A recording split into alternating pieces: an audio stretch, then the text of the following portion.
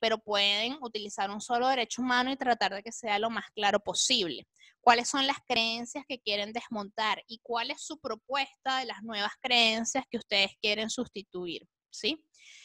En la parte 2 del transmisor, ese transmisor que ustedes van a utilizar representa el mensaje. Por ejemplo, ustedes van a hacer unos videos, si van a hacer videos, o van a colocar una foto de un presidente o del director de la OMS hablando sobre el problema del virus.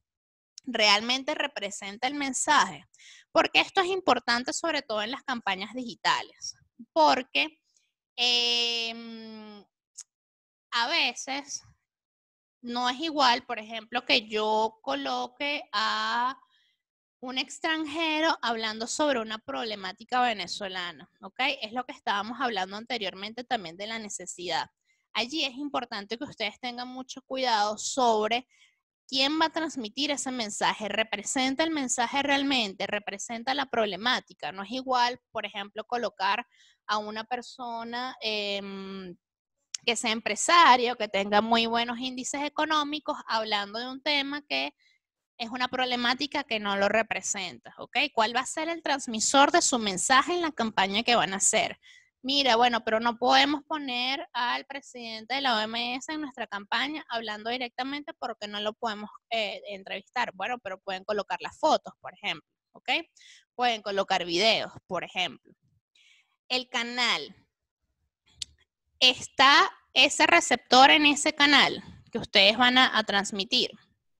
Esto es importante, sobre todo para las campañas que yo vi el año pasado con las otras cohortes, porque ahí hay un tema importante. Por ejemplo, no todas las personas en las comunidades, no todas las personas tienen redes sociales.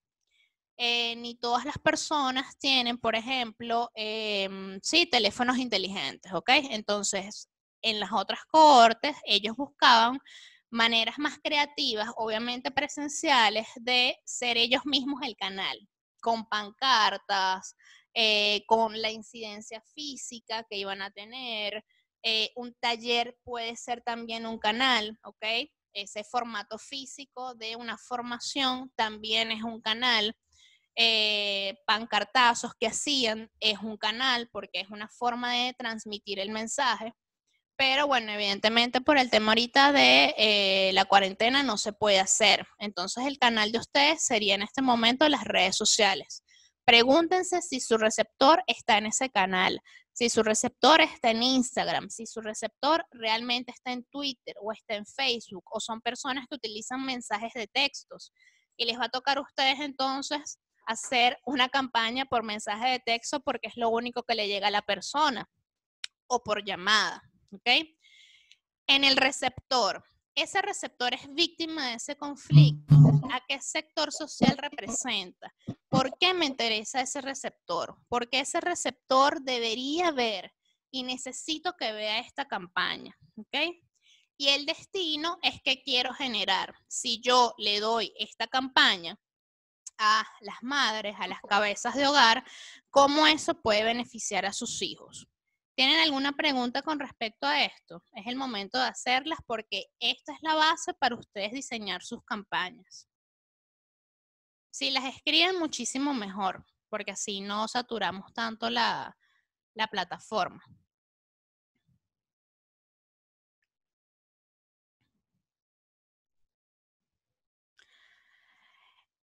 No, es en grupo.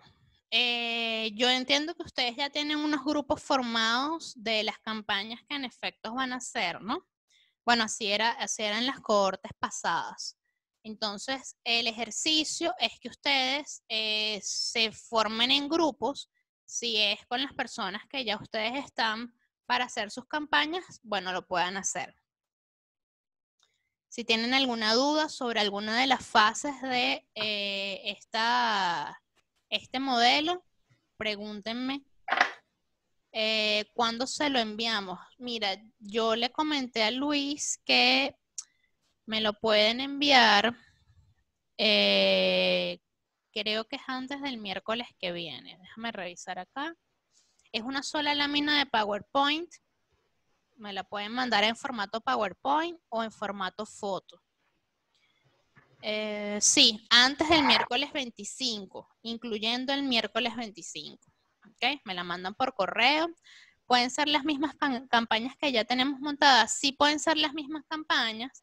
Lo ideal sería que logren potenciar las campañas que ya tienen montadas con lo que les funciona a ustedes de esta estructura.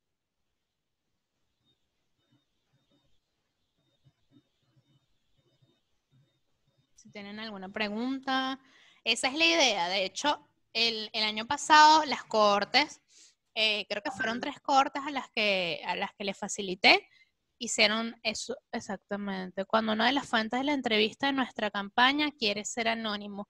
No importa, porque la fuente de información no tiene que ser el transmisor del mensaje, ¿ok? Tú puedes tener una fuente de información que es la data, la persona, la que te la da, y tener a otra persona, en este caso puede ser la persona que hace la entrevista, podría ser el transmisor del mensaje,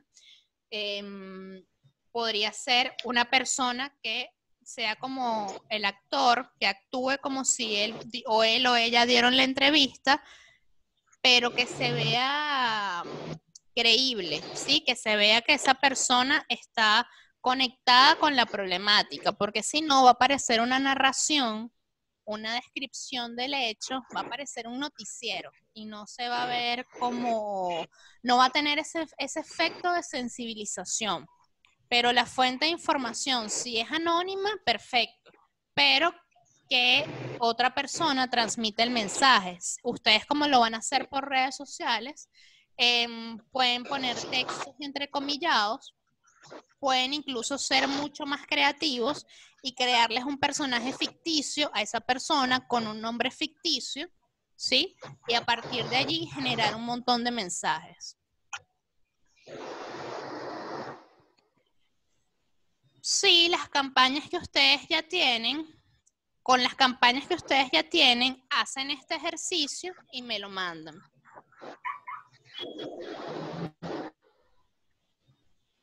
Nicole, no entendí esa pregunta. En la fuente de información es donde se pregunta cuál es la nueva norma que se quisiera lograr. Esa pregunta no la entendí. Ah, bueno, claro. Sí, en la fuente de información, que es la data que ustedes van a tener, lo que quiero decir es si es parte del destino o de la fuente de información. La norma afecta al destino, ¿ok? La norma afecta al destino. Que no se cumplan, por ejemplo, los derechos humanos con respecto a la igualdad de género, afecta al destino, que son las personas, y el público, que es afectado. Y a veces la fuente de información al mismo tiempo es el destino. O sea, a veces la fuente de información, la mujer que es víctima de violencia de género, mira, te está dando la data, te está dando la información, es la fuente de información en sí, y tu campaña hace que ella sea el destino al mismo tiempo. En la primera fase, en la fase externa, en la fase de investigación, es donde ustedes tienen que determinar cuáles son las normas, si ya existen, que tienen que cumplirse, o cuál es la propuesta que ustedes hacen, si es una ley que no existe, para ayudar a que esa problemática se disipe o se mejoren las condiciones de esa persona, ¿ok? Te respondí la pregunta.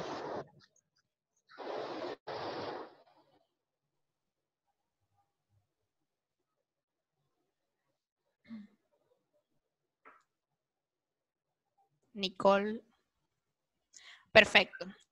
Con fuentes anónimas y un modelo de charlas, ¿cómo logramos darle fuerza al mensaje y al testimonio para que genere cercanía y empatía? Con creatividad, básicamente. Tú puedes tener tu información anónima y puedes haber hecho un focus group o puedes haber hecho como una reunión, una entrevista en tu casa con las personas que son la fuente de información, ¿ok? A veces la fuente de información puede ser una persona que no sea la que tiene el problema. Sí, puede ser un periodista, por ejemplo, que ha vivido el transcurso de ese problema, que tiene la data, que ha investigado, que tiene los contactos, pero no lo ha vivido, simplemente le ha dado seguimiento. Hay veces que la fuente de información ya no existe, ¿ok? Porque es una persona que falleció o porque es una población entera que fue exterminada, pero hay una fuente de información que puede ser un periodista que le hizo seguimiento. ¿Cómo lograr darle fuerza al mensaje, al testimonio para que genere cercanía y empatía? Puede ser, por ejemplo, con, como les comenté, crear unos personajes ficticios con nombres ficticios, o sea, crear una historia, un storytelling en redes sociales. Busquen en internet qué es un storytelling. Crear una historia con personajes donde cada uno cumpla el rol de la problemática, ¿sí? Eso genera en redes sociales mucha empatía con las personas porque nos encanta leer historias en redes sociales. Puede ser eso también, o puede ser con frases y contextos de la parte pues más dura y más sombría de la narración que te haya dado la persona y colocarlo entre comillas. O sea, es dar imágenes, ser lo más imaginativo y poner en textos y en videos o en imágenes lo que la persona te está contando, la historia que tú estás escuchando. ¿Okay? Si tienen otra pregunta, cuéntame entonces para pasar al último modelo.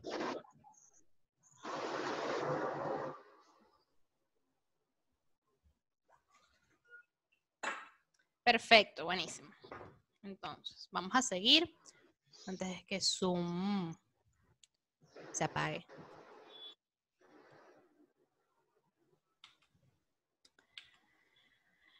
Bueno, esta parte, antes de pasar a la otra, para mí es importantísima. Hay unos problemas en el proceso de comunicación y las preguntas que ustedes ya han hecho lo reflejan. Lo primero es con qué precisión pueden transmitirse los símbolos de la comunicación. Fíjense que en radio, ¿qué utilizan los locutores para transmitir lo mejor posible el mensaje? ¿Okay? Ellos no pueden decir, bueno, mira, cómo se ve. No, ellos utilizan la entonación, utilizan la narración, el cómo lo dicen, ¿ok? Son lo más descriptivos posibles en términos de se veía de tal manera, era de tal manera. Si ustedes, por ejemplo, van a hacer una campaña auditiva con audios en WhatsApp, la descripción, ser lo más preciso posible. 2, con qué precisión los símbolos que se transmiten son recibidos con el significado deseado. Lo que acabamos de comentar. Lo que es el coronavirus para mí de repente no es y no tiene el mismo significado para una persona que día a día ya es víctima de violencia. ¿Okay? De repente no tiene el mismo significado para una población que no tiene agua nunca. Entonces no tiene cómo lavarse las manos cada 5 minutos. Eso es interesante. ¿Sí? O sea, yo no puedo hacer una campaña tal cual como para todo el mundo que tiene agua en su casa todos los días y esa misma campaña hacerla para una gente que, por ejemplo, vive en Guatire y que no tiene agua o el agua llega a su casa una vez a la semana, ¿ok? Ahí hay un tema importante empático y de significados. 3, con qué efectividad el significado recibido afecta a la conducta del receptor en el sentido deseado. Y eso tiene que ver mucho con el nivel 2. Si mi mensaje es efectivo, va a llegar a la persona y va a ayudar a que tome medidas, ¿ok? Y este es el método del reconocimiento. Son preguntas que ustedes tienen que reconocer dentro de sus campañas. 1, se reconoce, es decir, se ve, ustedes lo pueden observar, el beneficio del mensaje.